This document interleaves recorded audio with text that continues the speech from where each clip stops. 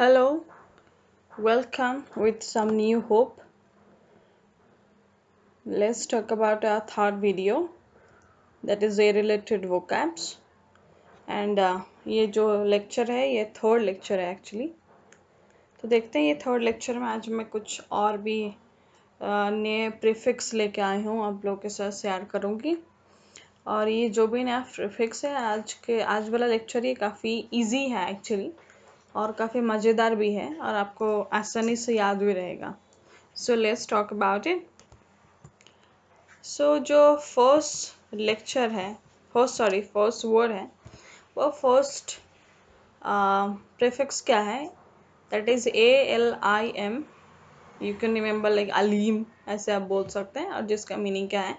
Support और nourish और cherish. So first word क्या है? Element. Element is what give nourishment to. आप नरिशमेंट समझते होंगे, मतलब किसी को नॉरिश करना. ये जो अलीमेंट है, it is a verb as well as it is a noun also. Then next one is what? Alimony. Alimony सबको पता होगा. Again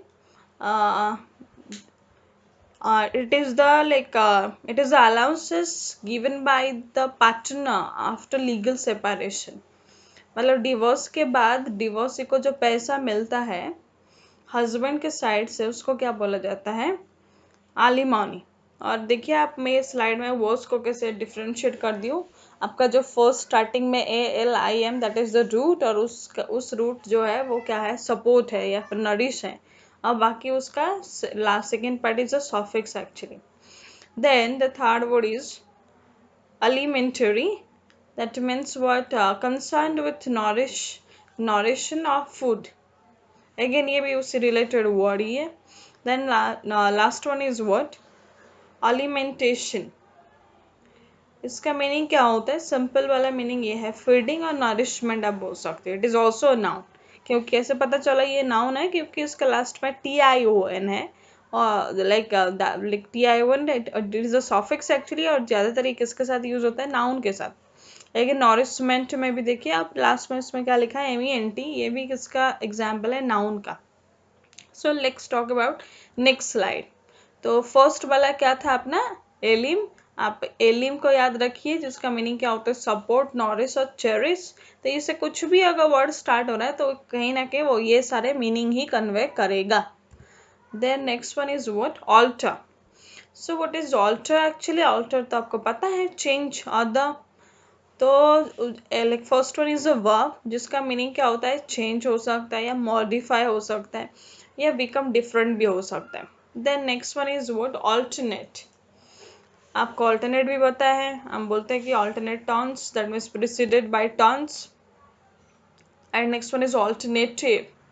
alternative that means alternative भी पता है, मैं इसका मीनिंग यहाँ पे लिखना जरूरी नहीं समझी. हमें एग्जाम में ऑल्टरनेटिव्स मिलता है, ये नहीं तो वो अल्टरनेटिव करना है हमें. Then next one is what? Alter ego. You can say it is like a adjunct actually. Adjunct, that means you can say it is a like conjunction plus adverb, उसी को adjunct बोला जाता है. जिसका meaning क्या होता है? Second self और another side of one self. मतलब जो सेकेंड सेल्फ, या फिर आप बोल सकते हो, होता है ना, हम बोलते हैं कि सारे कोई भी चीज़ हो उसका दो होना चाहिए पर्सनालिटी, या दोनों साइड है. लाइक कॉइन का एक साइड दूसरा साइड है, तो लाइक अनदर साइड को ही बोला जाता है alter ego. Then the next one is altercate. Altercate is said to be the verb actually, because मैं ये मानती हूँ ज़्यादातर वर्ड जो ई में कंप्लीट होते हैं वो सारे वर्ब ही होते हैं. देखिए आप, उसका मीनिंग भी लिखा है कि आर्ग्यू. आर्ग्यू वेहेमेंटली. वेहेमेंटली मतलब किसी को बहुत ही सीवियर वे में लाइक क्रिटिसाइज करना, that is said to be वेहेमेंट.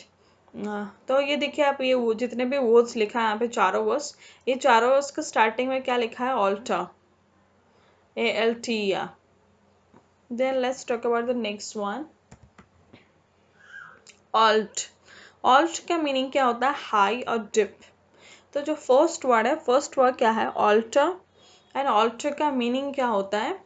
Elevated structure before which religious ceremonies are performed. It is alter.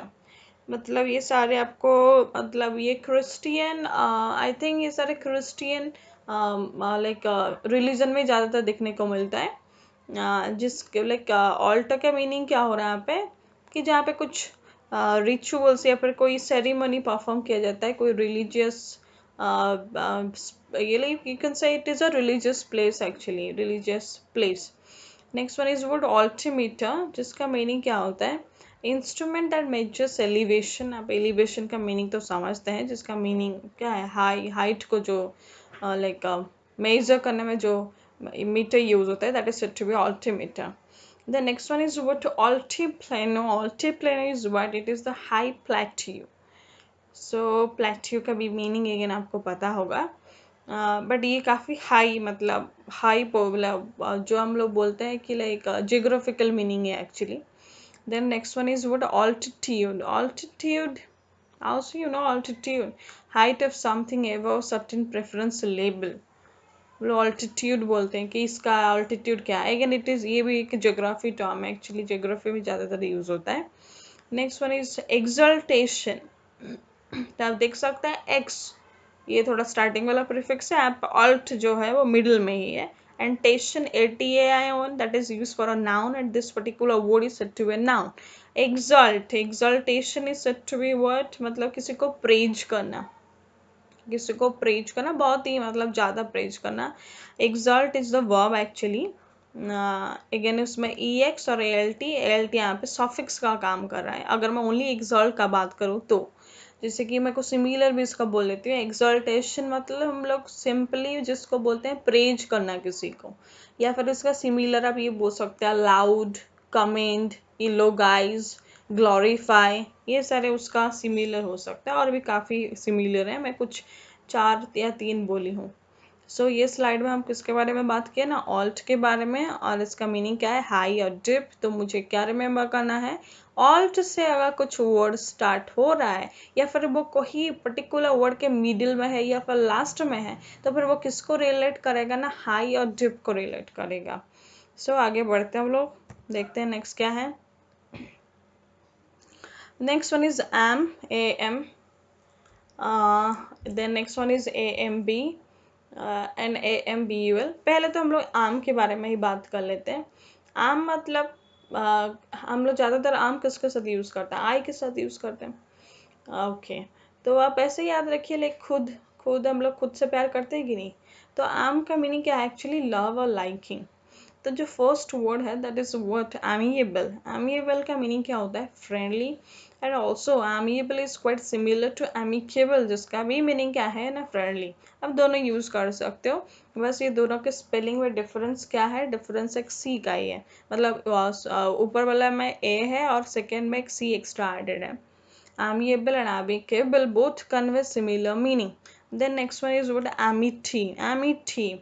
Okay, आप कभी भी गूगल ओपन करते हैं तो आपको दिखाई देगा साइड में एमिटी यूनिवर्सिटी करके लिखा रहता है, या फिर अगर कोई न्यूज चैनल भी आप देखो उसके नीचे भी एमिटी यूनिवर्सिटी आता है।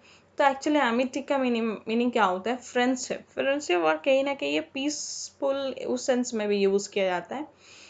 Then next one is what, amatory. Amatory is said to be, inclined towards love. Then enamored. Enamored is said to be captivated. यहाँ पे जो AM है, AMEN के बाद ही लिखा है, तो यहाँ पे देख सकते हैं आप M कहाँ है, like वर्ड के मिडिल में लिखा गया है। Captivated with love you can say also. देन ये जो पर्टिकुलरली 1 2 3 4 5 वर्ड्स, ये 5 वर्ड्स किसको रिप्रेजेंट कर रहे थे, एम को, जिसका मीनिंग क्या हुआ, लव और लाइकिंग। तो मुझे क्या है, मेमोराइज करना है, एम अगर वर्ड के स्टार्टिंग में है या मिडिल में है तो वो किसको रिप्रेजेंट करेगा, लव, नहीं तो लाइकिंग को रिप्रेजेंट करेगा। So next talk about the next root. Next root तो नहीं बोलूँगी मैं, ज़्यादातर रूट बोलने से दिक्कत क्या है कि क्योंकि मुझे यहाँ पे सिग्निफाई करना पड़ेगा कि वो कहाँ से लिया गया है। इंग्लिश एक लैंग्वेज है ना, उसमें लैटिन, ग्रीक, ये सारे का मतलब वर्ड्स भी है, तो मुझे उसको स्पेसिफाई भी करना पड़ेगा। So better I must say you, ये सारे क्या है ना, प्रीफिक्स है, कुछ प्रीफिक्स है, सॉफिक्स है। So next one it is AMB, और next one is amble, you can say amble also, जिसका मीनिंग क्या होता है, टू गो और टू वर्क। तो ये जो दोनों टू गो और टू वर्क मीनिंग ही कन्वे करता है। जिसका फर्स्ट वर्ड मैंने यहाँ पे लिखा है amble, amble is to be work slowly, it's a verb actually.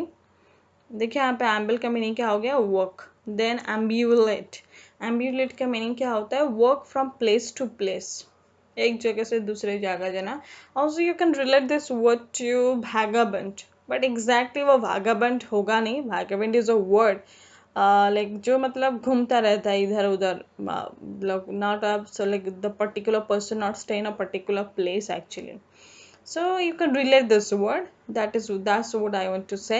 The next one is ambulance. Ambulance also you know, and there is no need of writing the meaning here actually.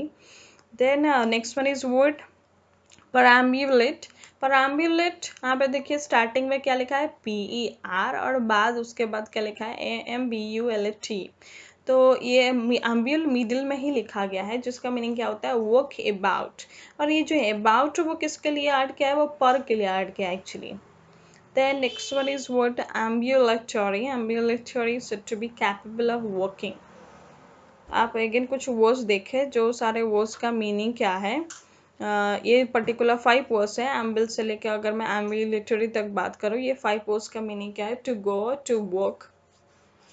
Okay, तो remember amble is also the prefix of work और to go. सो हम लोग आगे बढ़ते हैं और कुछ वर्ड्स देखते हैं। सो नेक्स्ट वन इज फर्स्ट जो मेरा रूट है वो क्या है एक्चुअली, एम्बी, AMBI, जिसका मीनिंग क्या होता है, अराउंड होता है, ये फिर ऑन बोथ साइड से होता है। तो देखते हैं हम लोग एम्बी का मीनिंग क्या है। तो ये फर्स्ट एम्बी में फर्स्ट वर्ड क्या लिखा है, दैट इज एम्बियंट। एम्बियंट का मीनिंग क्या होता है, सराउंडिंग, चारों तरफ, surrounding. Remember ambi is written for around और ऑन बोथ साइड, और एम्बियंट का मीनिंग क्या है, सराउंडिंग। सराउंडिंग में भी अराउंड है कहीं ना कहीं। Next one is what, ambidextrous. Ambidextrous means what, equally skillful with each hand. तो आप ऐसे कहाँ देखे होंगे आप, ये जो है ambidextrous, 3 इडियट्स में बॉमन ईरानी को 2 हाथ से लिखते देखे होंगे, या अदरवाइज आप किक मूवी में भी सलमान खान को ऐसे देखे होंगे, दोनों हाथ से जो लिखता है, मतलब जिसका बोथ हैंड से इक्वली कैपेबल। ज़्यादातर हम लोग एक हैंड से ज़्यादा काम करते हैं, मे बी कोई राइट हैंड, मैक्सिमम राइट, और कुछ रहता है लेफ्ट में, बट कुछ कम ही रहते हैं लाइक जो सारे क्या हम लोग क्या बोल सकते हैं, जो दोनों हाथ में इक्वली कैपेबल है उसको क्या बोला जाएगा, ambidextrous. Then next one is what, ambivalent. Ambivalent is said to be like someone is uncertain. You can say that somebody is like unsure also, unable to decide what about, unable to decide about what course to follow. तो फिर आप जब sure है ही नहीं आपको क्या करना है, तो आपको क्या बोला जाएगा, like you are unsure quite. Then ambiguous also, both the words quite similar, and इसका भी मीनिंग क्या होता है, doubtful or unclear. Then next one is what, ambiversion, जिसका मीनिंग क्या होता है, personality that combines extroversion and introversion. मतलब एक तरह के लोग होते हैं या फिर एक कैटेगरी होते हैं जो बोथ है combination of word extroversion and introversion. जैसे कि आपको ये पता होगा लाइक इंट्रोवर्ट एंड एक्सट्रोवर्ट्स, ये उस कैटेगरी ऑफ पर्सन्स में जाते हैं, दोनों के कॉम्बिनेशन है। यू कैन से the personality trait actually, genetical trait you can से ऑल्सो, कुछ ऐसे रहते हैं। तो यहाँ तक हम जितने भी वर्ड्स का बात किए all are related to word ambi, AMBI। तो यहाँ पे कुछ आई थिंक 5 और 6 वर्ड्स है जो एम्बी को रिप्रेजेंट कर रहे थे। Then next one is word that is amph, AMPH, और एम्पी AMPHI, जिसका मीनिंग क्या होता है, डबल होता है। इसका मीनिंग भी ऑन बोथ साइड्स होता है और इसका भी मीनिंग अराउंड होता है।